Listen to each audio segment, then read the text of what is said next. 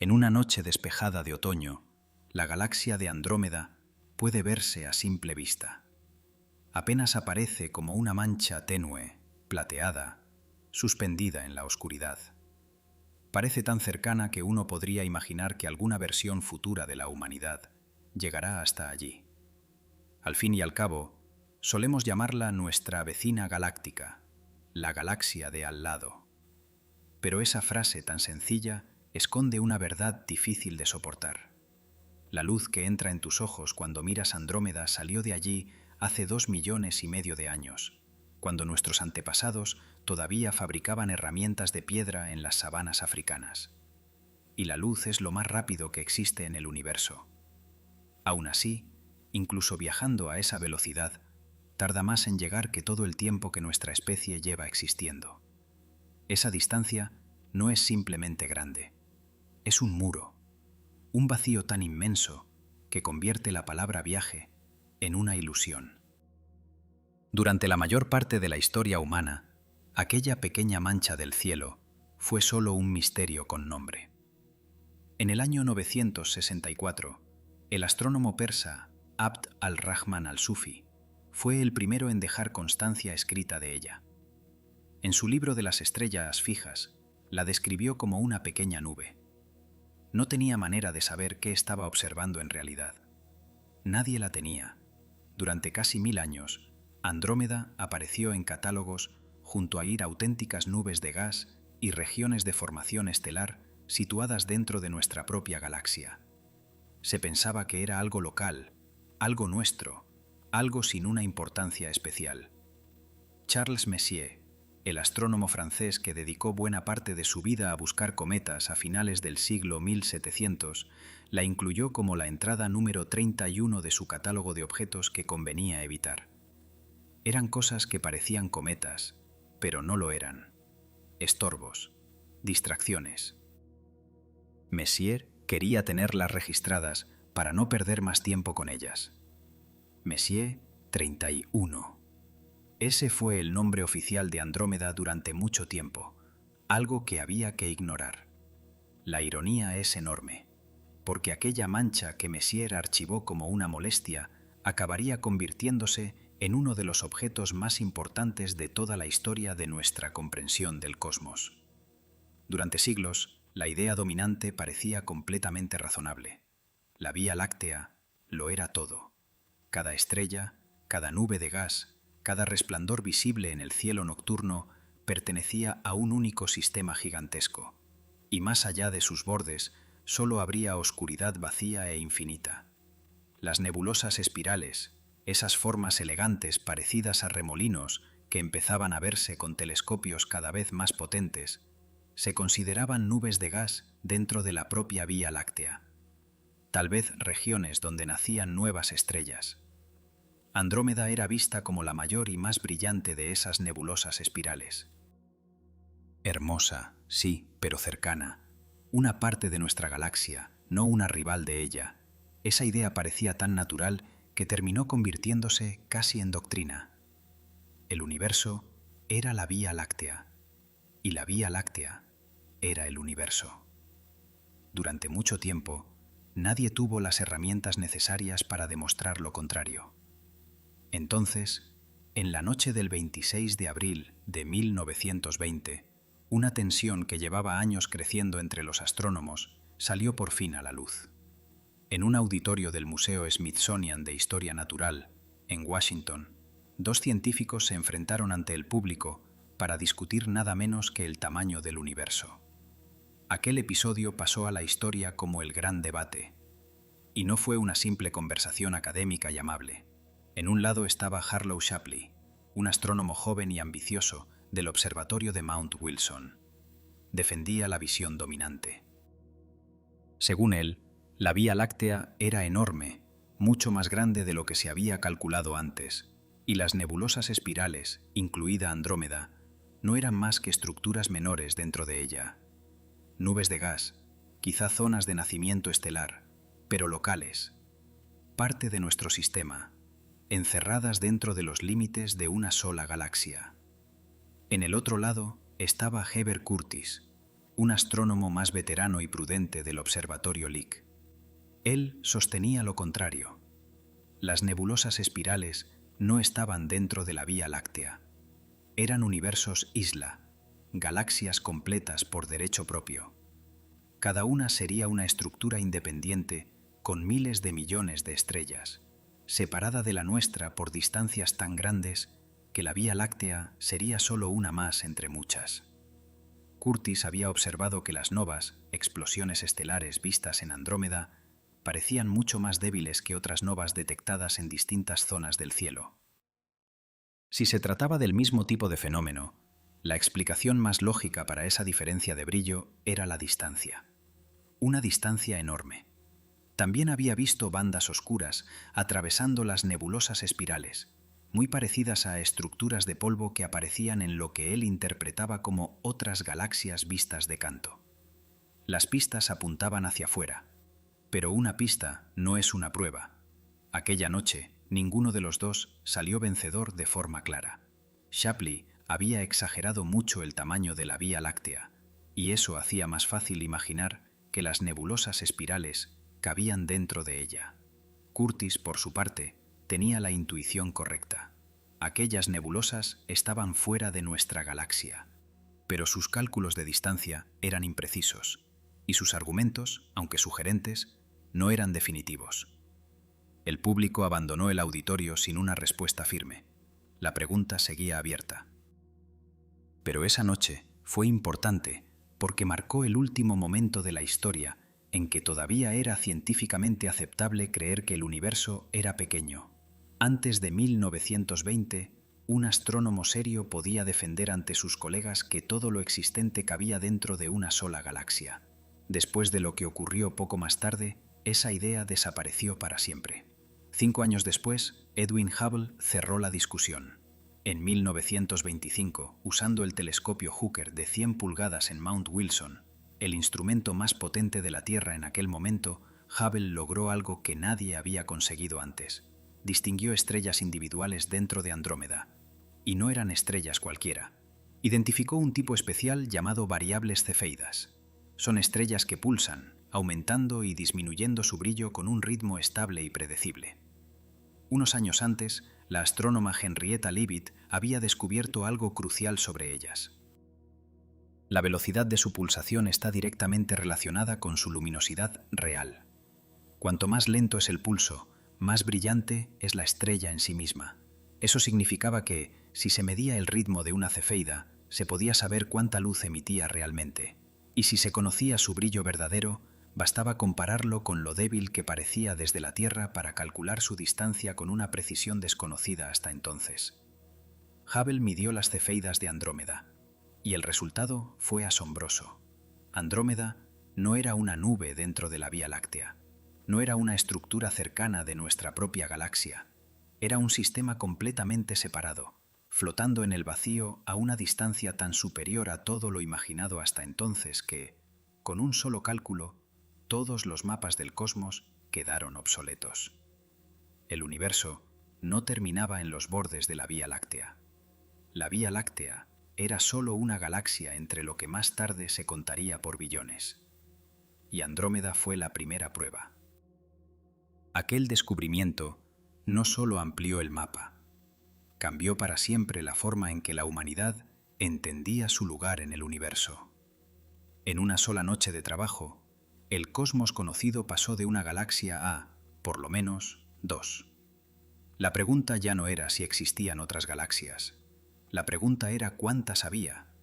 Y a medida que los telescopios mejoraron, la respuesta no dejó de crecer. Millones. Miles de millones.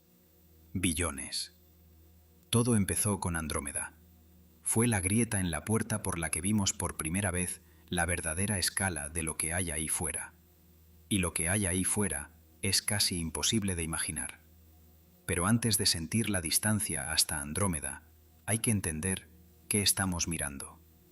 Porque Andrómeda no es otra estrella ni una simple mancha de gas. Es una estructura de dimensiones abrumadoras.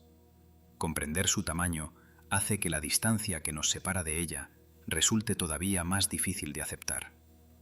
Andrómeda es una galaxia espiral.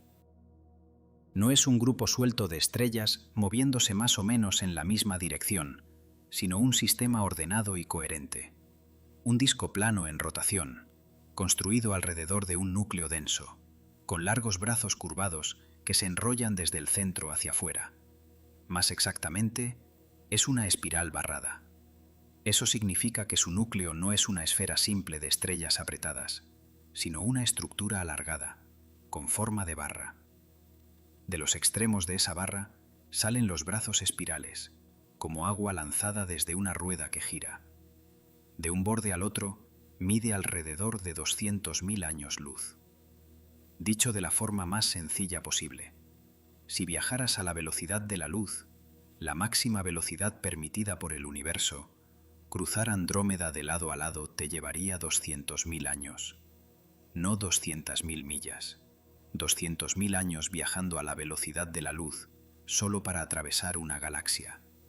Dentro de esa extensión, brillan aproximadamente 1 billón de estrellas, 1 billón de soles individuales. Cada uno es un horno nuclear que transforma hidrógeno en energía.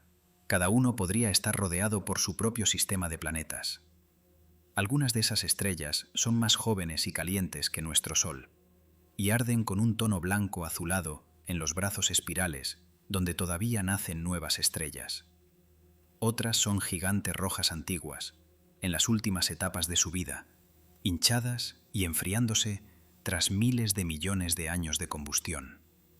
Y la mayoría son enanas rojas, pequeñas, débiles y muy longevas, estrellas tranquilas que seguirán brillando mucho después de que nuestro Sol se haya apagado. En el centro de Andrómeda hay un agujero negro supermasivo. Su masa se estima entre 100 millones y 200 millones de veces la masa del Sol. Para ponerlo en perspectiva, el agujero negro del centro de nuestra Vía Láctea, Sagitario A estrella, tiene unas 4 millones de masas solares. El agujero negro central de Andrómeda es entre 25 y 50 veces más masivo que el nuestro. Es uno de los agujeros negros más grandes de nuestra región del universo y ocupa el corazón gravitatorio de todo lo que Andrómeda es. Andrómeda tampoco está sola.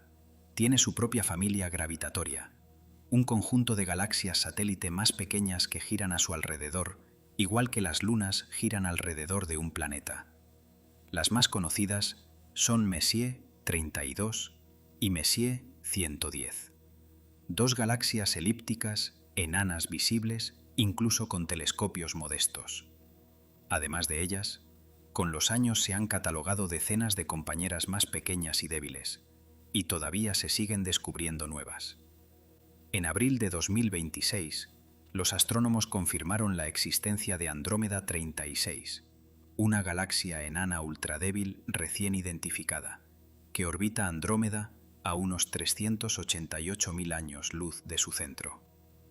La detectó primero un aficionado que revisaba imágenes de sondeos astronómicos, no un profesional analizando datos. Una galaxia entera, por pequeña que fuera, escondida a plena vista hasta que alguien miró con suficiente atención. Juntas, Andrómeda y la Vía Láctea son los dos miembros dominantes de lo que los astrónomos llaman el grupo local. Es una familia gravitatoria de unas 100 galaxias conocidas, repartidas por una región de unos 10 millones de años luz de ancho. La inmensa mayoría de esas 100 galaxias son sistemas enanos, pequeños y débiles, con entre unos pocos millones y unos pocos miles de millones de estrellas. Andrómeda y la Vía Láctea son los gigantes. Contienen la mayor parte de la masa total del grupo local. Todo lo demás, en términos gravitatorios, es satélite de una u otra. Andrómeda es especialmente valiosa para los astrónomos por una razón muy simple. Nos permite hacer algo que nunca podremos hacer con nuestra propia galaxia. Estamos atrapados dentro de la Vía Láctea, incrustados en uno de sus brazos espirales exteriores. El polvo y el gas bloquean nuestra vista en casi todas las direcciones a lo largo del plano galáctico. Nunca hemos visto nuestra galaxia desde fuera. No podemos hacerlo. Pero Andrómeda nos ofrece lo más parecido. una galaxia de tamaño y estructura comparables, que podemos observar completa desde la distancia y estudiar como un sistema entero. En enero de 2025, el telescopio espacial Hubble completó el retrato más ambicioso de Andrómeda jamás intentado. Un equipo de astrónomos combinó más de 600 observaciones superpuestas tomadas durante una década. Hicieron falta más de 1000 órbitas del Hubble para producir una única imagen panorámica de todo el disco de Andrómeda, con una resolución de 2000 millones de píxeles. En esa imagen se distinguieron más de 200 millones de estrellas individuales. Cada una fue identificada, catalogada y estudiada como un objeto separado. 200 millones de soles localizados uno por uno en una galaxia situada a 2,5 millones de años luz. Y aún así, eso es solo una fracción de lo que hay allí. El Hubble solo puede detectar estrellas más brillantes que nuestro Sol. Los cientos de miles de millones de enanas rojas más débiles y los restos estelares apagados que forman buena parte de la población de Andrómeda son demasiado tenues para resolverse a esa distancia. La imagen más detallada jamás creada de otra galaxia sigue siendo, en un sentido muy real, un boceto incompleto. También sabemos, al estudiar las edades y composiciones químicas de distintas poblaciones estelares en el disco de Andrómeda, que su pasado fue violento. Hace unos 2000 millones de años, Andrómeda chocó y se fusionó con otra galaxia grande. Aquella colisión transformó su estructura, provocó enormes oleadas de formación estelar y dejó cicatrices que todavía pueden verse hoy en la distribución de sus estrellas. Andrómeda no es un sistema puro e intacto, es una superviviente. Una galaxia que ya atravesó una gran fusión y salió de ella con el aspecto general que vemos ahora. Todo eso, el billón de estrellas, el agujero negro supermasivo, las galaxias satélite, la historia de colisiones, el retrato de 2000 millones de píxeles, pertenece a una galaxia que llamamos vecina. Una galaxia situada a 2,5 millones de años luz. Y cuanto más real, más detallada y más comprensible se vuelve Andrómeda, más brutal se vuelve también la distancia. Porque todo lo que acabamos de describir, cada estrella de aquel mosaico del Hubble, cada rasgo de esa estructura espiral, está separado de nosotros por un abismo que todavía no hemos afrontado de verdad. Para sentir la distancia hasta Andrómeda, no basta con decir la cifra. La mente humana no funciona así. 2,5 millones de años luz no significan nada por sí solos. Es demasiado abstracto, demasiado alejado de cualquier experiencia cotidiana. La única forma de acercarse a esa escala es construirla poco a poco, empezar en algo familiar y avanzar hacia afuera, peldaño a peldaño, hasta que los propios peldaños se vuelvan inconcebibles. Empecemos con la Luna. Es el objeto celeste más cercano y el único mundo fuera de la Tierra en el que los seres humanos han puesto los pies. La Luna está a unos 239.000 millas. Un rayo de luz recorre esa distancia en aproximadamente 1 segundo y 1/3. Los astronautas del Apolo tardaron unos 3 días en llegar. Según cualquier medida humana, la Luna está cerca. Es alcanzable. Hemos estado allí 6 veces. Ahora pasemos al Sol, a unos 93 millones de millas. La luz tarda 8 minutos y 20 segundos en cubrir esa distancia. Un automóvil viajando a velocidad de autopista necesitaría alrededor de 170 años para llegar. Nunca hemos enviado seres humanos al Sol, pero sí sondas que se han acercado mucho. La sonda solar Parker ha pasado a unos pocos millones de millas de su superficie, y en sus aproximaciones más cercanas, se convirtió en el objeto más rápido construido por la humanidad, alcanzando velocidades cercanas a 430.000 millas por hora. Conviene recordar esa cifra, porque volverá a ser importante. Sigamos hacia afuera.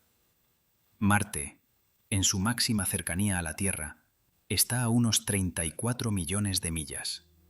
Nuestras misiones robóticas más rápidas tardan alrededor de 7 meses en llegar.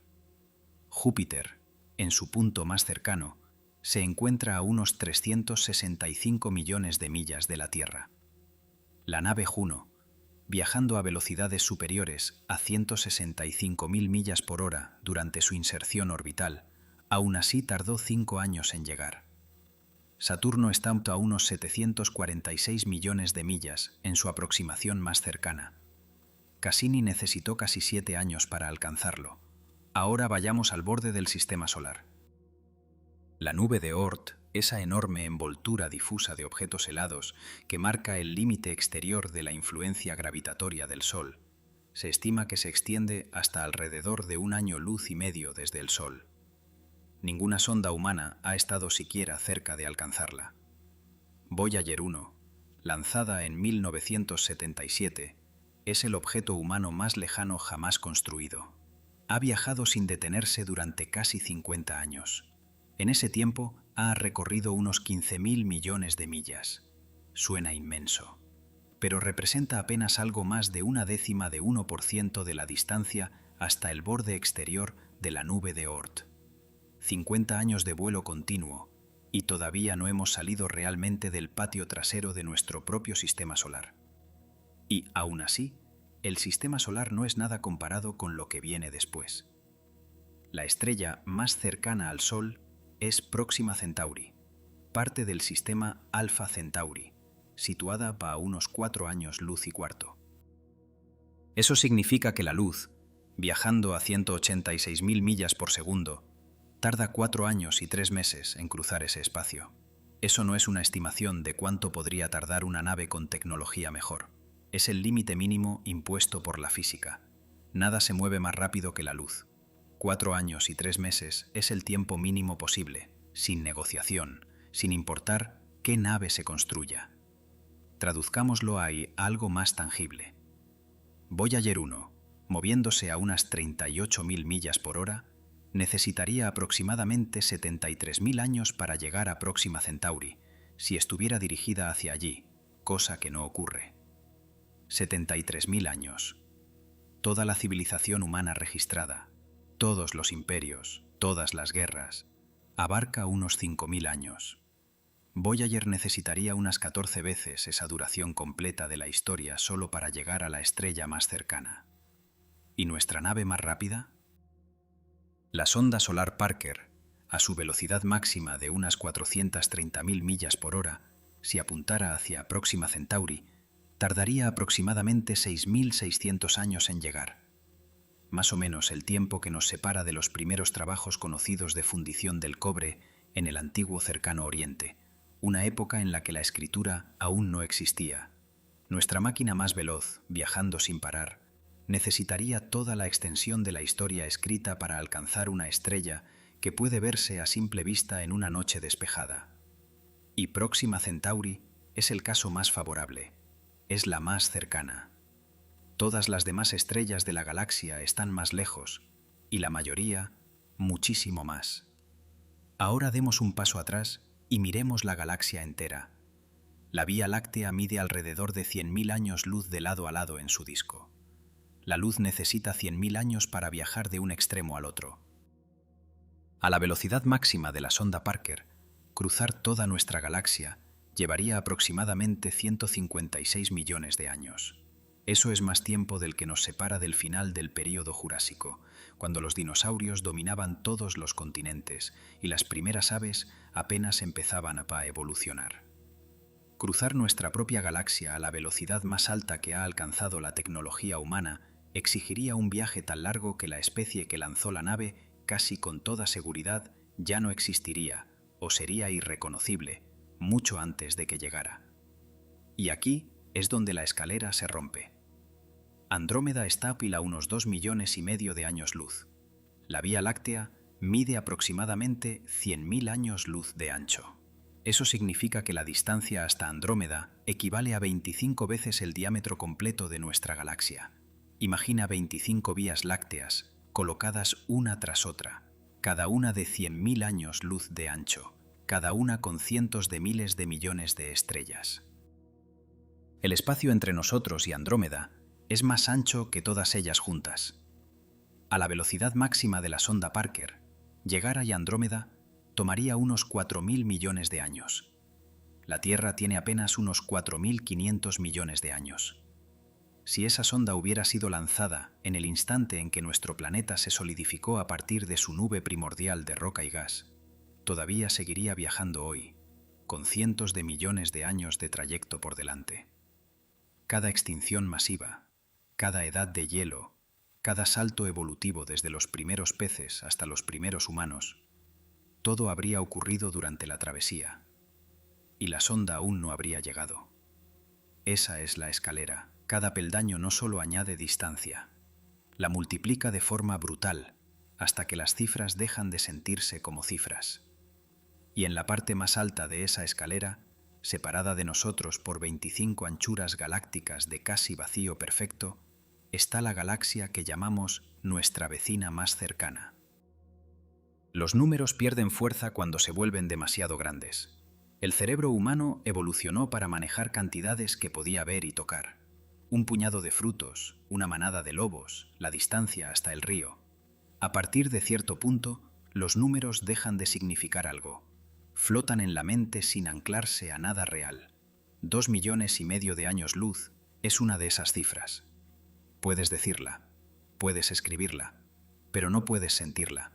Así que dejemos de tratarla como una cifra. Convirtámosla en tiempo, porque el tiempo es la moneda que todos entendemos. El tiempo son cumpleaños y funerales, estaciones y latidos. El tiempo es aquello que has estado gastando desde el instante en que naciste. Y cuando transformas la distancia a Andrómeda en tiempo, deja de ser una abstracción. Se convierte en algo completamente distinto. Cada fotón que llega esta noche desde Andrómeda salió de esa galaxia hace 2,5 millones de años. No 2,5 millones de millas. 2,5 millones de años. Esa luz ha cruzado el vacío intergaláctico a la única velocidad que el universo permite, sin detenerse, sin reducir la marcha, cada segundo de cada día, desde antes de que existiera nuestra especie. Y esta noche llega a tu retina mientras miras hacia arriba. Hace 2,5 millones de años, el género Homo apenas empezaba a aparecer en la Tierra. Los primeros miembros de nuestro linaje aprendían a tallar herramientas rudimentarias en cantos de río sobre la sabana africana. No había ciudades, no había lenguas, no había uso deliberado del fuego. No existía ninguna comprensión de lo que era una estrella.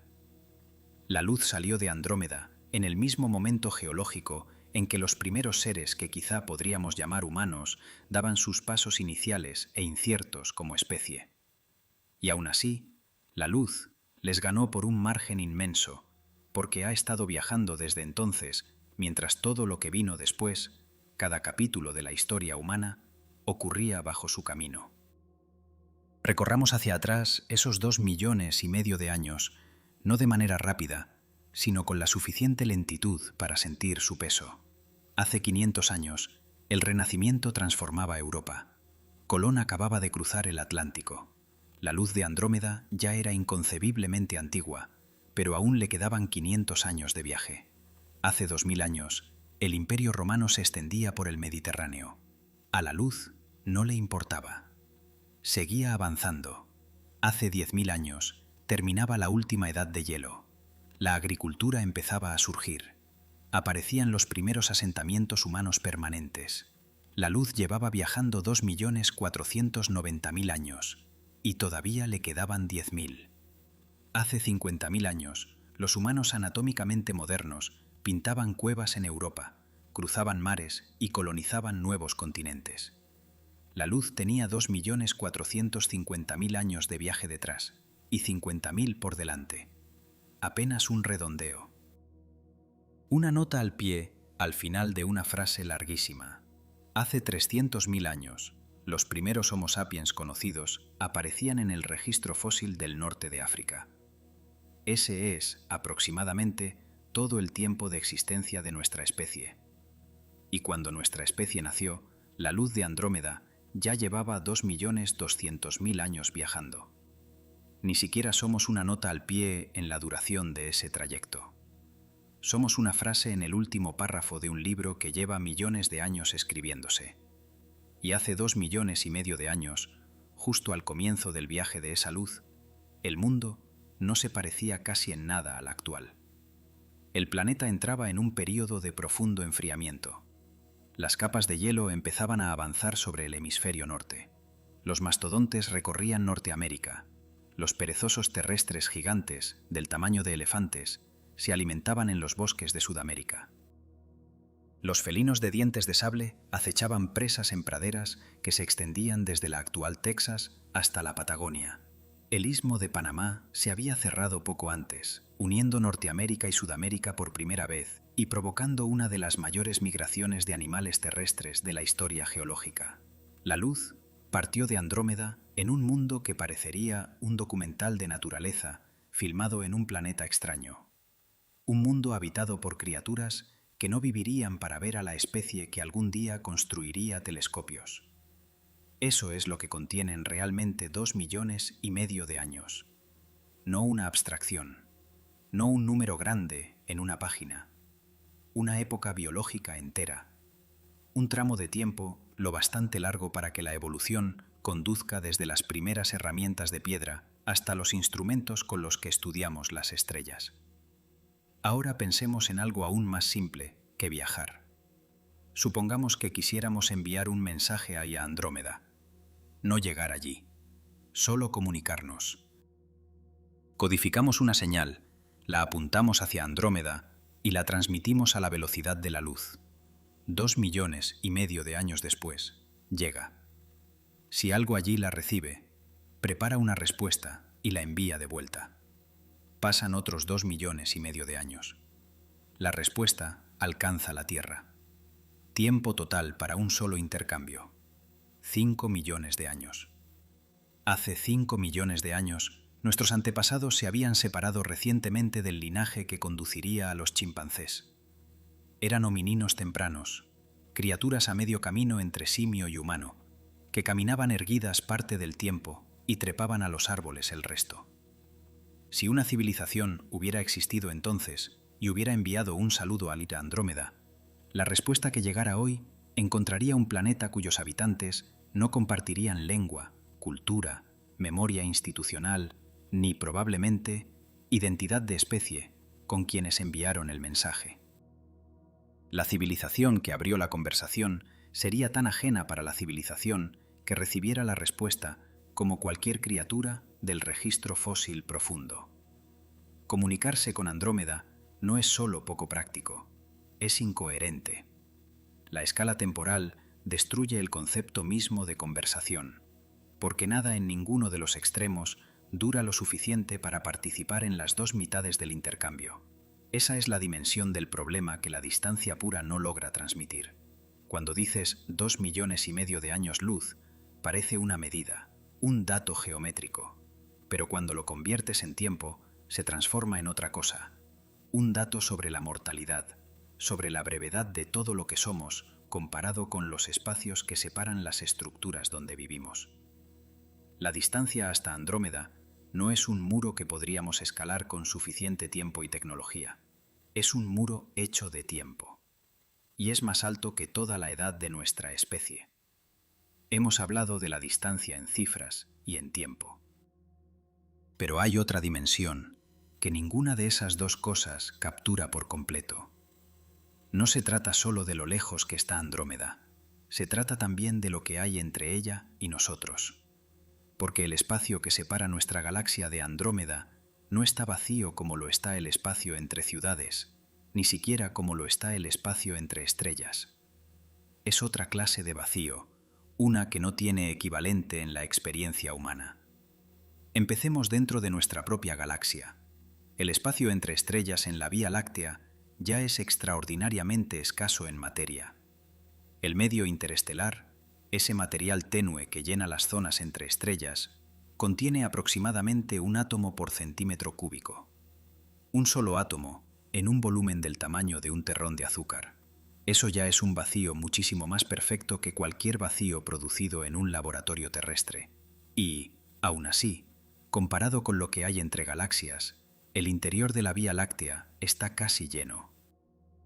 El medio intergaláctico entre nosotros y Andrómeda contiene aproximadamente entre 1 y 10 átomos por metro cúbico, es decir, un espacio más o menos del tamaño de una lavadora con, en promedio, un solo átomo dentro.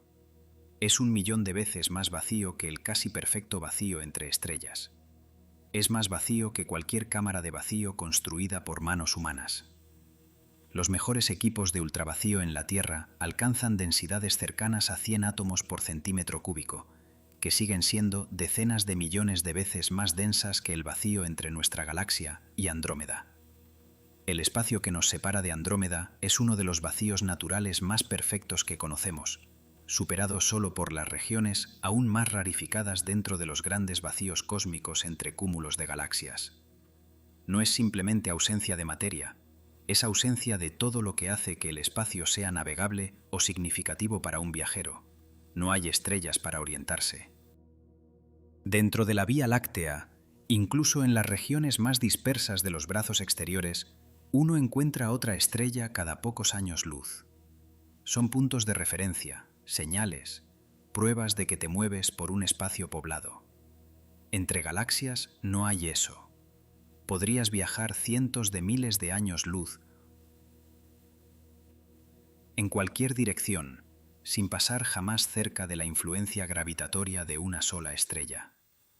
No habría nubes de gas que marcaran tu avance, ni bandas de polvo, ni campos magnéticos lo bastante fuertes para interactuar, ni presión de radiación, ni estructura alguna. Si de algún modo aparecieras en el punto medio entre la Vía Láctea y Andrómeda, ambas galaxias se verían como manchas débiles de luz, una en cada dirección. En todas las demás direcciones no habría nada, nada absoluto extendiéndose más de 1.000.000 de años luz a tu alrededor. El propio concepto de ubicación empezaría a perder sentido. No habría paisajes, no habría referencias, no habría forma de medir el progreso, salvo observar cómo esos dos resplandores lejanos cambian de tamaño de manera casi imperceptible a lo largo de miles de años de viaje. Existen algunas excepciones dispersas en ese vacío. El grupo local contiene decenas de galaxias enanas, flotando en el espacio entre la Vía Láctea y Andrómeda. Algunas orbitan la Vía Láctea, como las nubes de Magallanes. Otras orbitan Andrómeda. Unas pocas se desplazan en zonas intermedias, unidas débilmente al sistema mayor, sin pertenecer con claridad a ninguno de los dos gigantes. Esas galaxias enanas son galaxias reales, con entre unos pocos millones y unos pocos miles de millones de estrellas cada una, pero comparadas con el vacío que habitan, son como motas de espuma sobre la superficie de un océano oscuro. No rompen la soledad, solo hacen más evidente su escala. Ahora pensemos en lo que significaría realmente atravesar ese espacio. No el tiempo que haría falta, eso ya lo hemos enfrentado. Pensemos en la experiencia. Una nave que abandonara los bordes exteriores de la Vía Láctea y entrara en el medio intergaláctico dejaría atrás todo. Cada estrella, cada nebulosa, cada resplandor débil de luz galáctica. En una distancia relativamente corta en términos cósmicos, la Vía Láctea se reduciría detrás de ella a un disco luminoso, luego a una mancha, y finalmente a algo parecido a lo que Andrómeda parece desde la Tierra esta noche, un brillo tenue y lejano que indica dónde está el hogar, pero no ofrece nada más. Por delante, Andrómeda haría lo mismo en sentido inverso. Crecería de manera casi imperceptible durante millones de años de viaje, tan lentamente que ninguna vida humana, ni 1.000 vidas humanas, notarían un cambio visible. La travesía no se sentiría como movimiento a través del espacio. Se sentiría como inmovilidad dentro de un vacío tan absoluto que la palabra aislamiento se queda corta. Dos luces débiles, una detrás y otra delante. Y entre ellas, nada. Durante 2,5 millones de años luz de nada, no habría rescate en ese vacío, no habría reabastecimiento, no habría posibilidad de dar media vuelta y llegar a casa en un plazo que tuviera sentido. No habría otra civilización, si es que alguna existiera en esa oscuridad, lo bastante cercana como para importar. Cuando una nave entrara en el medio intergaláctico, estaría más sola que cualquier cosa que la experiencia humana haya conocido o pueda conocer. El objeto gravitatoriamente importante más cercano en cualquier dirección sería una galaxia entera. Y ese vacío no es temporal, no es un hueco que acabará llenándose con la edad del universo. El universo se expande y esa expansión se acelera. El vacío entre galaxias crece. Cada día, el medio intergaláctico entre nosotros y las galaxias distantes se estira un poco más. El aislamiento no es una condición fija, es una condición que empeora. Dentro de nuestro grupo local, la gravedad todavía domina. La Vía Láctea y Andrómeda están unidas entre sí y de hecho se acercan una a la otra, cerrando la distancia a unos 110 kilómetros por segundo. Pero más allá del grupo local, las demás galaxias son arrastradas lejos de nosotros por la expansión del propio espacio. Y cuanto más lejos están, más rápido se alejan. Las galaxias situadas más allá de cierta distancia ya se alejan de nosotros más rápido de lo que la luz puede viajar. No porque estén violando físicamente un límite de velocidad, sino porque el espacio entre ellas y nosotros se estira más deprisa de lo que cualquier señal puede cruzarlo. Eso significa que esas galaxias ya están fuera de nuestro alcance, no solo de manera práctica, sino en principio. La luz que enviemos hacia ellas nunca llegará. La luz que ellas envíen hacia nosotros nunca nos alcanzará. Han cruzado una frontera definida no por un muro ni por una barrera, sino por la geometría del espacio en expansión. Y cada día más galaxias cruzan esa línea. El universo no se está abriendo con el paso del tiempo. Se está cerrando, aislando cada vez más regiones del cosmos, más allá de nuestro vecindario gravitatorio, galaxia por galaxia. El vacío entre nosotros y Andrómeda no es lo peor, es solo el comienzo. Ya hemos construido la escalera, hemos sentido la distancia como cifra, como tiempo y como vacío. Ahora llegamos a la pregunta hacia la que todo conduce. No cuánto falta hasta Andrómeda, eso ya lo sabemos. La pregunta es, ¿qué significa? ¿Qué nos dice realmente la distancia hasta Andrómeda sobre el universo en que vivimos y sobre nuestro lugar dentro de él? Porque la gran revelación no es Andrómeda en sí. La gran revelación es lo que su distancia nos dice sobre todo lo demás. Andrómeda no es una excepción. No es un objeto inusualmente remoto situado en el límite de lo alcanzable. Es la galaxia grande más cercana. Es el mejor caso posible, el mínimo. Todas las demás galaxias grandes del universo están más lejos. La mayoría, muchísimo más lejos. Si incluso la más cercana se encuentra detrás de un muro que exigiría unos 4.000 millones de años de viaje a la mayor velocidad que hemos conseguido alcanzar, ¿qué dice eso del resto? Las galaxias comparables más próximas, más allá de Andrómeda, como Centauro A o Messier 81, están a unos 12 o 14 millones de años luz, entre 5 y 6 veces más lejos que Andrómeda. El cúmulo de Virgo, el cúmulo importante de galaxias más cercano, con más de 1.300 galaxias, se encuentra a unos 54 millones de años luz.